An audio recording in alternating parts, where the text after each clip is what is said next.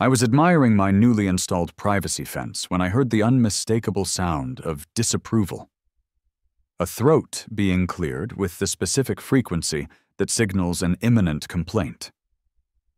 I turned to find Karen Winters standing at the edge of my property, arms crossed, with an expression like she'd just discovered I was running a meth lab in my garden shed. "Mr. Reynolds," she said, her voice carrying that unique blend of forced politeness and barely contained outrage. "What exactly do you call this color?" I looked back at my fence, a tasteful slate blue that had taken me 3 weekends of back-breaking labor to build and paint. "Blue," I replied. "Specifically Newport blue, according to the label." Karen's eye twitched slightly. She was in her early 50s, with a perfectly styled blonde bob that somehow never moved, even in the breeze. She clutched a leather-bound notebook to her chest like it contained nuclear launch codes instead of neighborhood gossip. "I'm afraid blue is not an approved exterior color for Oakwood Street," she said, flipping open her notebook to a color-coded page. "The approved colors are sandstone, desert tan, forest green, muted sage, warm mocha." "Mrs. Winters, with all due respect," I interrupted, "there is no HOA in this neighborhood. I'd done my research before buying this place 6 months ago after my divorce. No HOA was literally at the top of my must-have list, right above home office space, and doesn't remind me of Susan." Karen's smile tightened. "There may not be an official HOA, but we have community standards that have been respected for 30 years. Your blue fence is an eyesore and is going to bring down property values. I checked the county codes before installing it. There's nothing prohibiting colored fences in this neighborhood." "We'll see about that. I'm starting a petition. The other homeowners won't stand for this kind of visual disruption." She turned on her heel. Literally, she was wearing actual heels to walk around the neighborhood, and marched back toward her immaculate colonial home 2 doors down.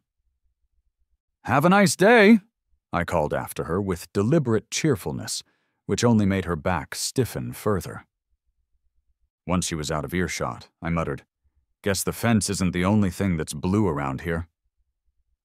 That evening, I sat on my back porch with a beer, staring at my apparently offensive fence. I'd built it myself after the divorce as a project to keep my hands and mind busy during those first few months of living alone. Susan had gotten the house in the suburbs with the perfect kitchen she'd designed. I'd gotten the 401k, the car, and the freedom to move wherever I wanted. I'd chosen this older neighborhood in Millfield specifically because it had no HOA, but was still well-maintained, a place where I could have some peace and freedom without living next to junked cars on cinder blocks. As I contemplated whether this fence battle was worth fighting, my eyes fell on a box of electronics I'd been meaning to sort through. Poking out from the top was an old programmable LED light strip from my previous home automation hobby, something I hadn't had time for recently between the divorce, the move, and my increasingly demanding job as a software engineer. A slow smile spread across my face as an idea formed. I set down my beer and pulled out the light strip, examining it in the fading daylight. If she hates blue, wait until she sees what this fence can really do. The next morning, I found an official-looking letter in my mailbox. At first glance, I thought it might be from the city, but upon closer inspection, the letterhead read, "Oakwood Street Neighborhood Preservation Committee," in a font that was trying way too hard to look important. The letter informed me that my fence color was in violation of the historically established aesthetic standards of Oakwood Street, and demanded I repaint it one of 8 historically appropriate colors within 14 days or face community consequences. It was signed by Karen Winters, Chair, Margaret Olson, and Herbert Jenkins. I did a quick Google search and confirmed what I already suspected. This committee had no legal authority whatsoever. I was still chuckling over the letter when my doorbell rang. My next-door neighbor, Dave Mitchell, stood on my porch holding a six-pack of craft beer. Dave was in his 40s, with the perpetually harried look of a man with twin 8-year-olds. "Peace offering," he said, handing me the beer. "Saw Karen in your yard yesterday." I invited him in, and we settled in my kitchen. "Let me guess," I said, opening 2 bottles. "You're here to convince me to repaint my fence." "God, no," Dave laughed. "I think it looks fine. But I should warn you, Karen's on the warpath. Last guy who crossed her ended up with weekly anonymous calls to the city about code violations. Every single week, for a year." I nearly choked on my beer. "Over a fence color? There's no HOA here, that's why I bought in this neighborhood." "Doesn't matter to Karen. Before you, it was the Johnsons' basketball hoop. And before that, it was the Patels' garden gnomes." Dave shook his head. "She's appointed herself the guardian of Oakwood Street's character. Has been ever since her husband died 5 years ago. He was on the city council, so she thinks that gives her some kind of authority by proxy." I showed Dave the letter I'd received. He whistled. "The committee. She only brings out the big guns when she's serious." "Who are the other 2 people?" "Margaret and Herbert. They're in their 80s and live at the end of the street. They sign whatever Karen puts in front of them. I'm not sure Herbert can even see anymore." As Dave finished his beer, I found myself staring at the boxes of electronics in the corner of my dining room, my yet-to-be-unpacked home automation hobby supplies. "Dave, what exactly does the unofficial approved color list include?" Basically earth tones, browns, tans, muted greens. Why?" "Because technically, I could just change the color, right? Nothing says how often I have to change it." I held up the LED strip I'd found the night before. Dave's eyes widened as understanding dawned. "Max, what are you planning?" "I'm thinking my fence is about to become a lot more colorful." Dave looked concerned, but intrigued. "This isn't going to end well." "Oh, I don't know about that. I think it might be exactly what this neighborhood needs." After Dave left, I dove into research mode. LED technology had advanced significantly since my last home automation project 3 years ago. Higher resolution, better weather resistance, more sophisticated control systems. The possibilities were endless. I sketched out plans for mounting weatherproof LED strips along my entire fence perimeter. I'd need about 180 feet of high-density strips, weatherproof power connections, and a control system that could handle complex light patterns. The cost would be substantial, but not prohibitive, especially considering the entertainment value. I joined several maker forums and described my project, leaving out the petty revenge aspect. Within hours, I received a private message from a user named Lightwizard. "Hey, saw your fence project post? I'm an electrical engineer specializing in large-scale light installations, and I live in Millfield too. If you want some professional input, I'd be happy to consult. Zoe." I arranged a video call with Zoe Chen for the next day. She appeared on my screen with purple-streaked black hair, glasses, and an immediate understanding of what I was really up to. "So, let me get this straight," she said, barely containing her laughter after I explained the Karen situation. "Your neighbor complained about your blue fence, so you want to turn it into the world's largest mood ring?" "Essentially, yes, but with more programming and spite." "I'm in. This is exactly the kind of petty I live for." Zoe turned out to be exactly what the project needed. In her late 20s, she worked for a company that designed lighting for concerts and large-scale events, but she had a side business creating custom installations for local businesses and wealthy homeowners. "I actually did something similar for the Winter Light Festival last year," she explained, sending me photos of an impressive light display that transformed an ordinary building into a canvas of moving colors. "We can set this up to do way more than just change colors. We could do patterns, animations, even react to music or motion if you want to go completely over the top. How over the top are we talking? Think Clark Griswold meets Times Square, but with better programming. Perfect. While I waited for components to arrive, Dave kept me updated on neighborhood gossip. Karen had been going door to door with a petition for aesthetic compliance, but was meeting resistance from newer residents.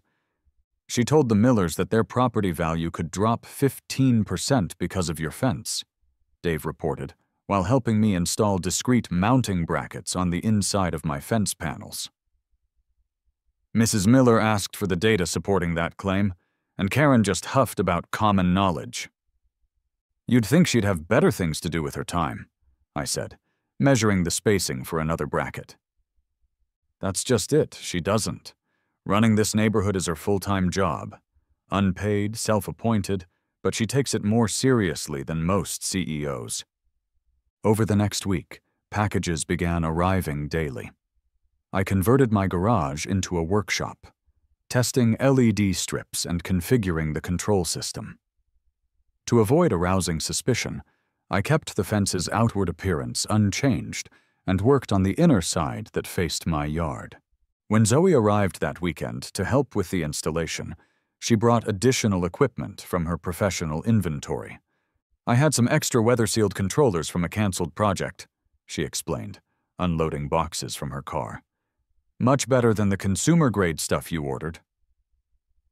We worked efficiently, installing the LED strips along the interior of the fence so they remained invisible during daylight hours. Dave joined us, bringing lunch and gradually becoming more enthusiastic about the project. You know, my kids are going to lose their minds when they see this, he said as he helped mount a control box. They've been afraid to play in the front yard since Karen yelled at them for being too loud. By Sunday evening, the physical installation was complete. RGB LED strips running the entire fence perimeter, weather-resistant control boxes at strategic points, a main control hub in my garage, and a custom software interface on my laptop. As dusk fell, we gathered in my backyard for the first test.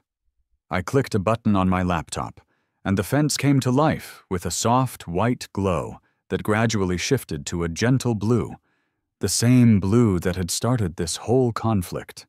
It's beautiful, Zoe commented. Almost elegant.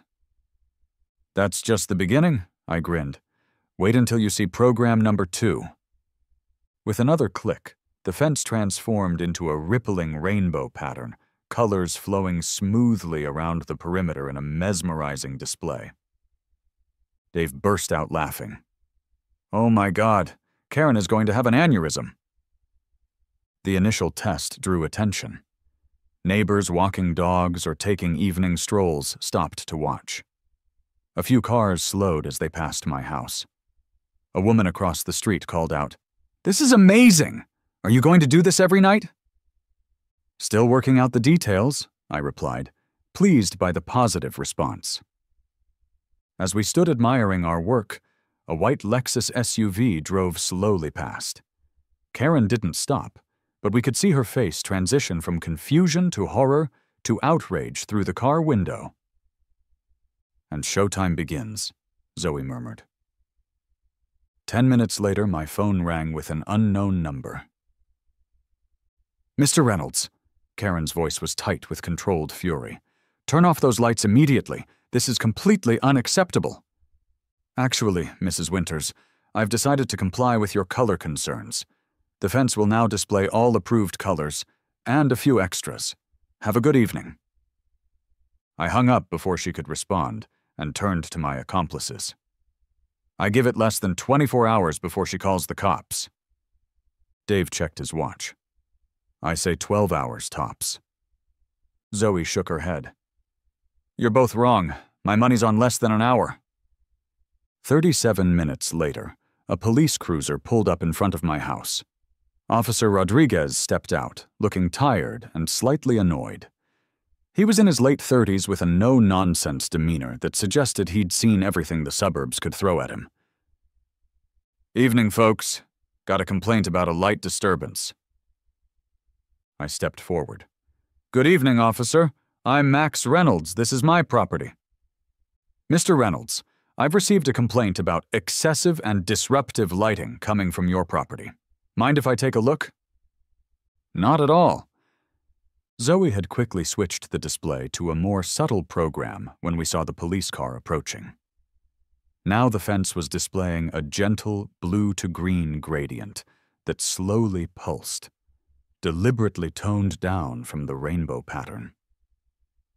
The officer walked around, studying the fence with a neutral expression. After a complete circuit, he returned to where we were waiting. "This doesn't seem excessive to me," Officer Rodriguez finally said. "No brighter than standard landscape lighting." "That was my assessment as well," I replied. "I've researched the municipal codes on light pollution, and I'm well within the guidelines." The officer seemed impressed by my preparation. "You've done your homework. Mind if I ask what prompted this installation?" I explained the fence color situation while Dave and Zoe tried to suppress their grins. Officer Rodriguez's lips twitched slightly. "I see. And the lights are only on the inside of the fence? Not directly visible from the street?" "Correct. Just the glow is visible, which falls under decorative lighting regulations." The officer nodded. "Well, Mr. Reynolds, I don't see any violation here. I'll inform the complainant that everything appears to be in order." As he turned to leave, he paused. "Just out of curiosity, what else can this system do?" I smiled. "Would you like a demonstration?" Officer Rodriguez checked that his cruiser blocked the view from Karen's house, then nodded. I pulled out my phone and tapped the screen. The fence erupted into a spectacular wave of color transitions that would put an EDM concert to shame. The officer actually chuckled. "Impressive. Just keep it reasonable after 10 p.m., all right? And maybe don't use that particular program too often." "Understood, officer." After he left, the three of us shared a triumphant look.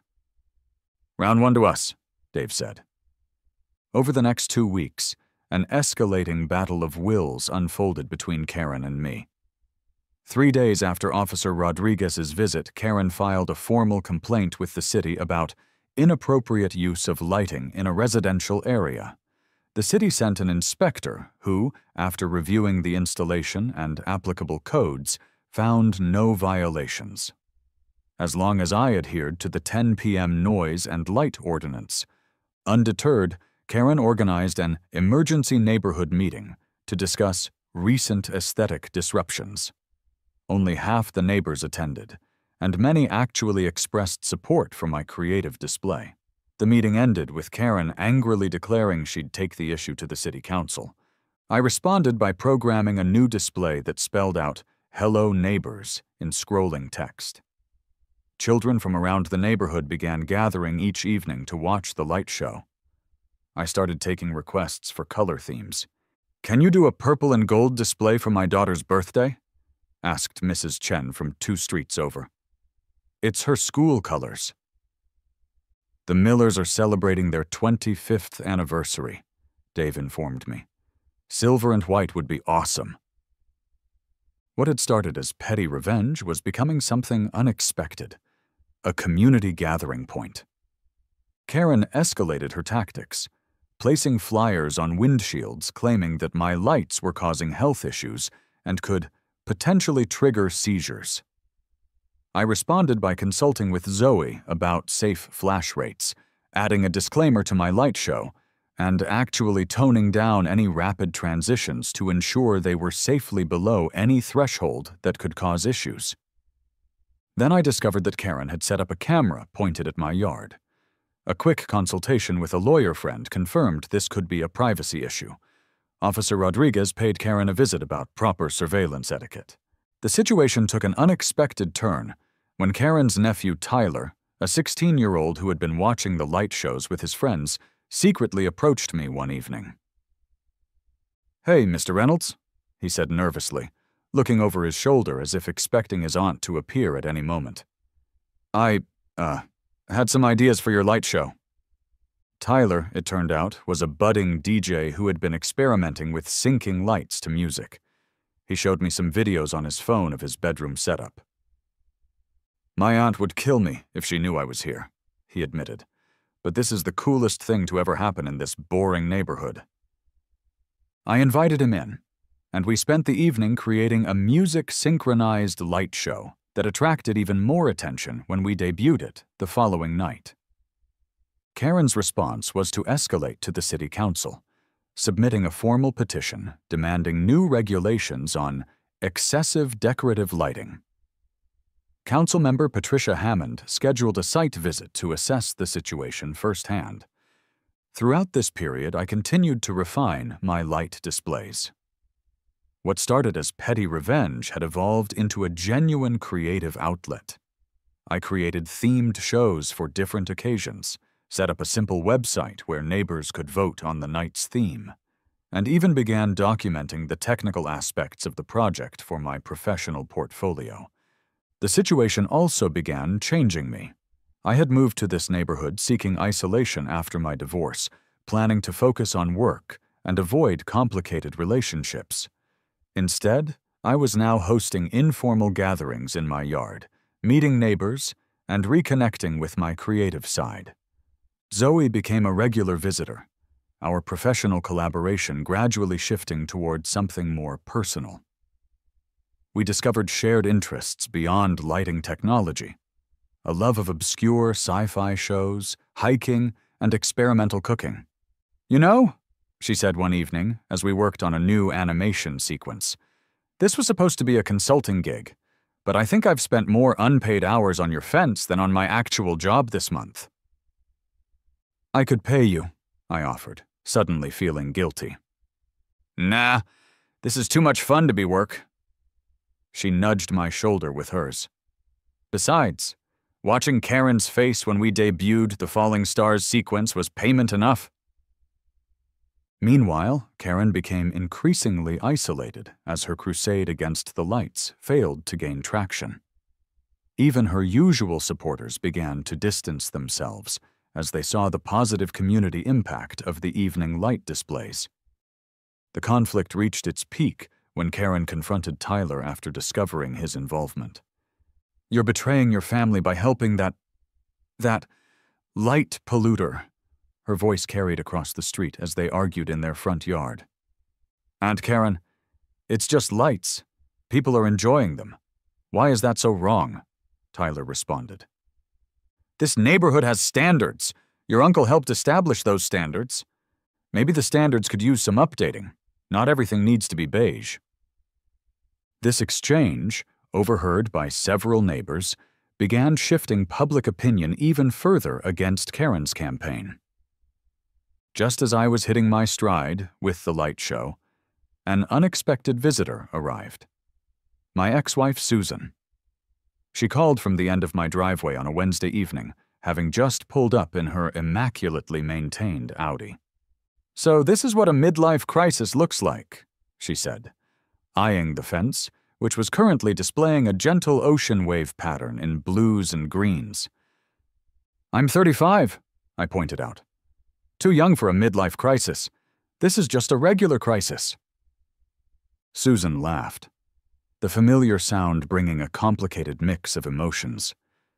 We'd been divorced for just over a year, a surprisingly amicable split after we'd realized we wanted fundamentally different futures. She'd wanted to climb the corporate ladder and eventually move to Chicago. I'd wanted to stay put and maybe start a family.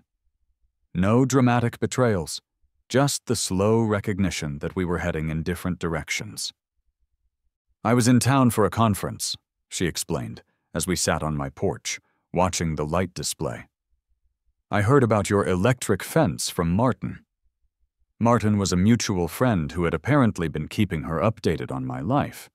"I was worried you were having some kind of post-divorce meltdown," she continued, "but this is actually pretty impressive." "So this whole thing started because some neighbor complained about the color blue?" Susan asked after I'd explained the situation. "Basically. It spiraled from there." Susan studied the installation with professional interest. She worked in event planning for a major hotel chain. You know, this could be marketable. Temporary installations for events, custom light shows for private parties. I hadn't considered the commercial potential.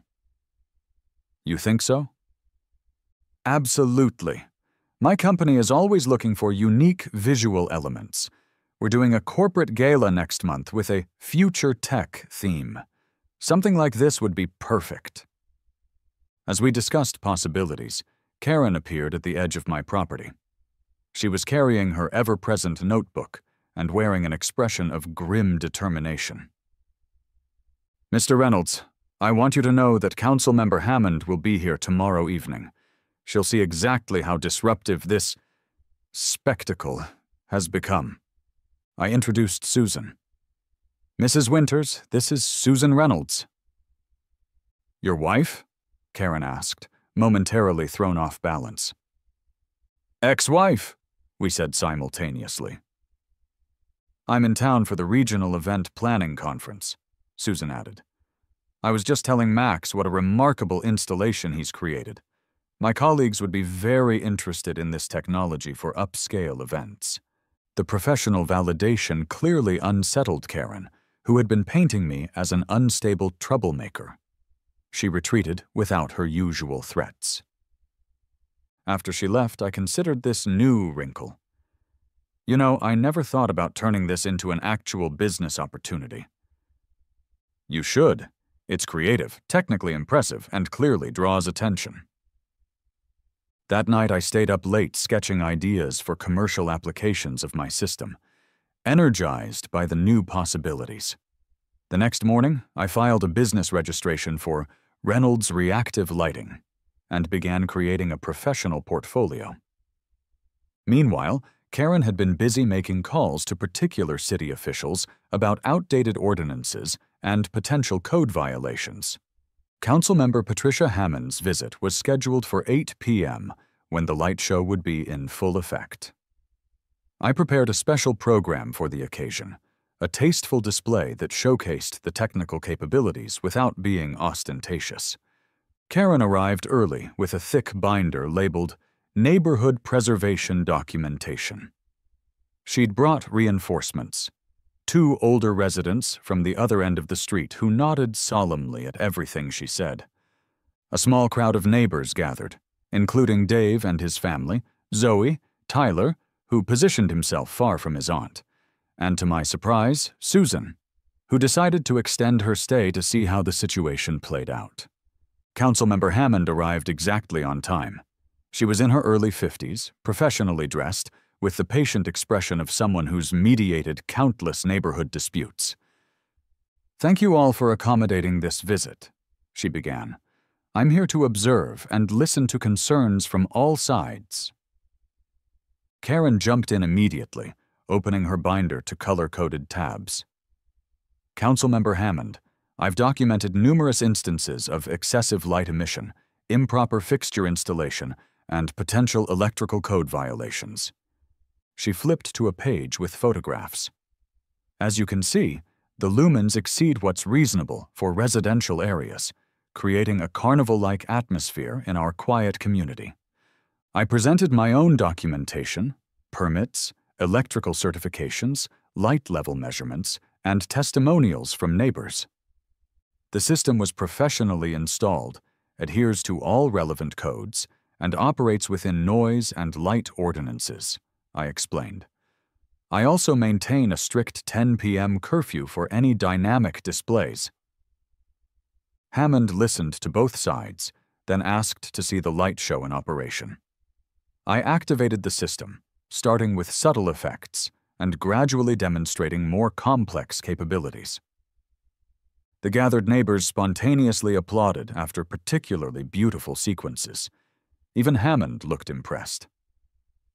I have to say, Mr. Reynolds, this is quite sophisticated. Have you considered participating in our Summer Arts Festival? We're expanding the light installation section this year. Karen interjected before I could answer. Councilmember Hammond, this is precisely the problem. Our quiet residential neighborhood is being turned into some kind of light carnival. Property values will suffer. Hammond turned to Karen. Do you have any evidence of that claim, Mrs. Winters? Because my experience suggests unique community features often increase property interest, not decrease it. Karen flipped frantically through her binder, but couldn't produce relevant data.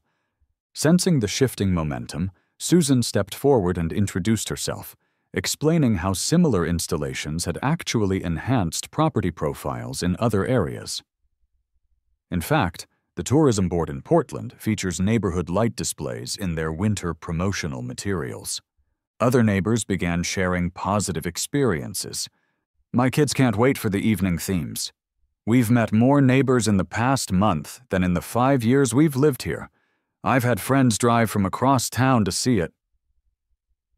Hammond nodded thoughtfully, then addressed the group. I see two things here. A creative installation that seems to have created a positive community gathering point, and concerns about precedent and neighborhood character. She turned to me.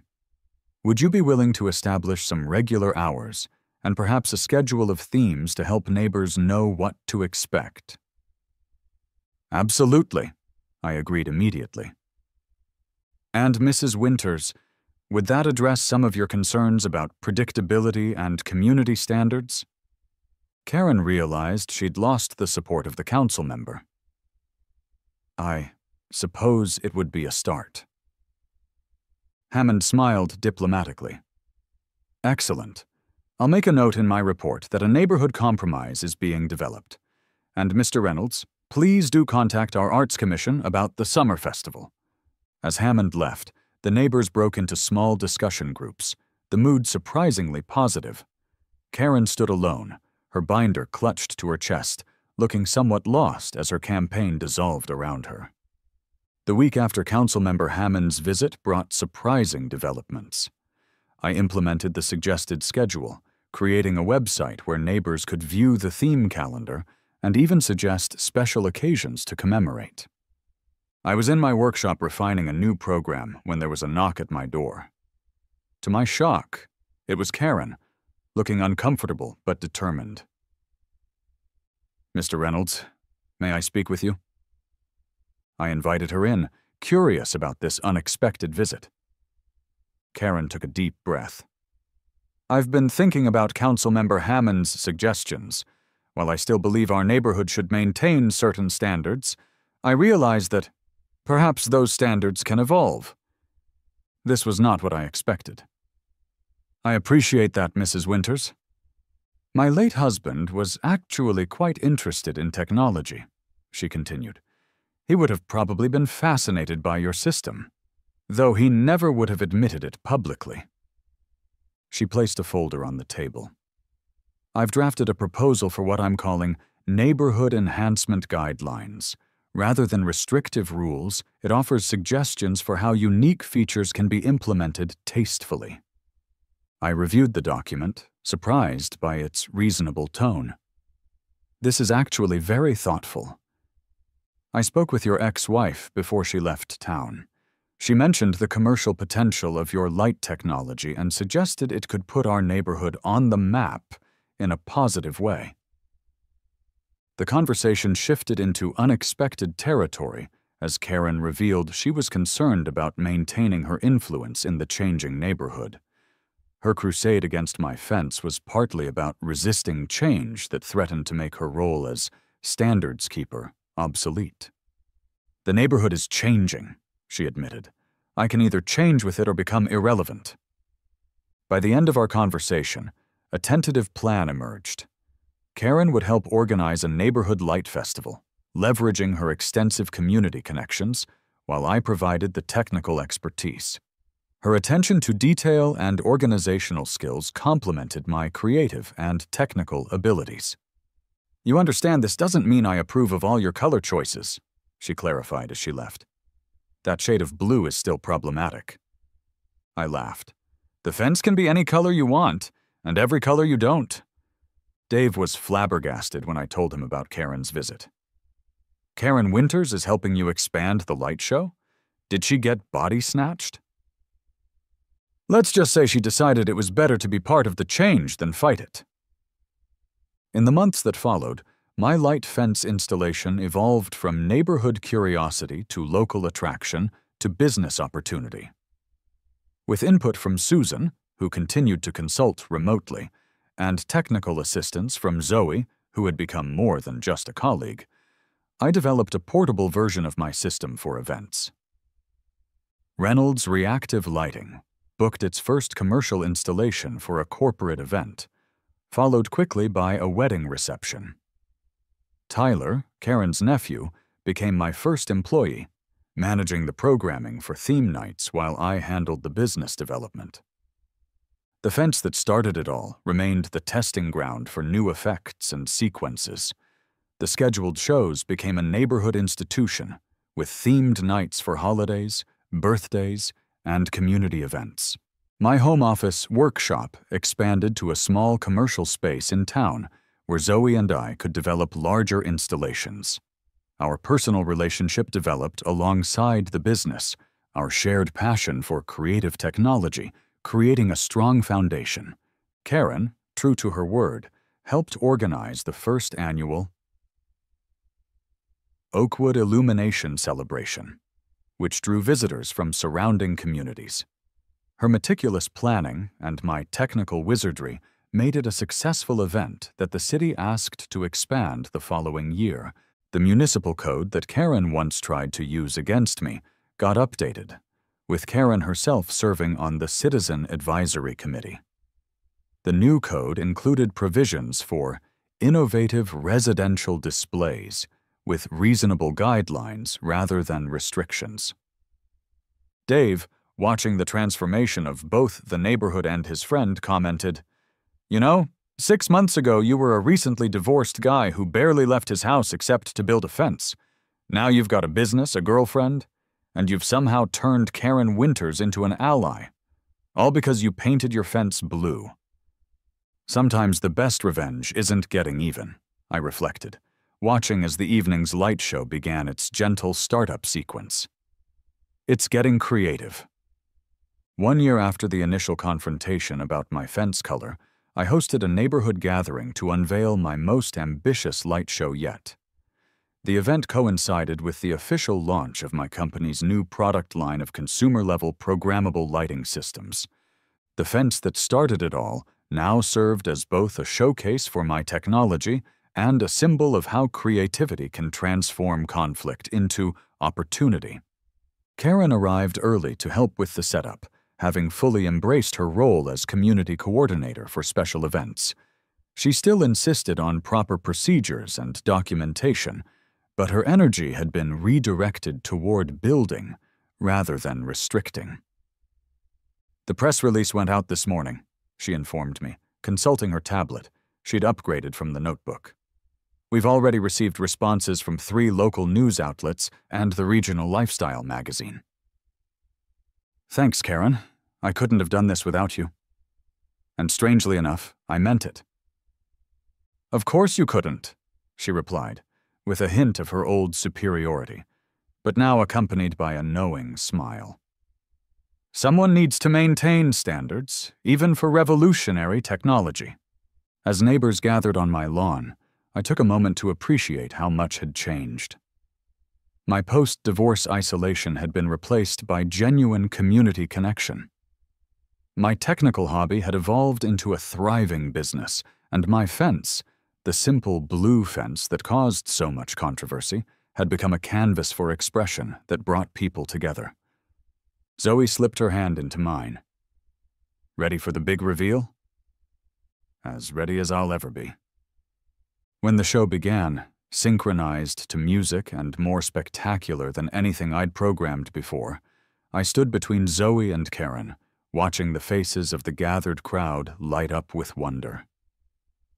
Sometimes the best response to someone trying to dim your colors is to shine even brighter.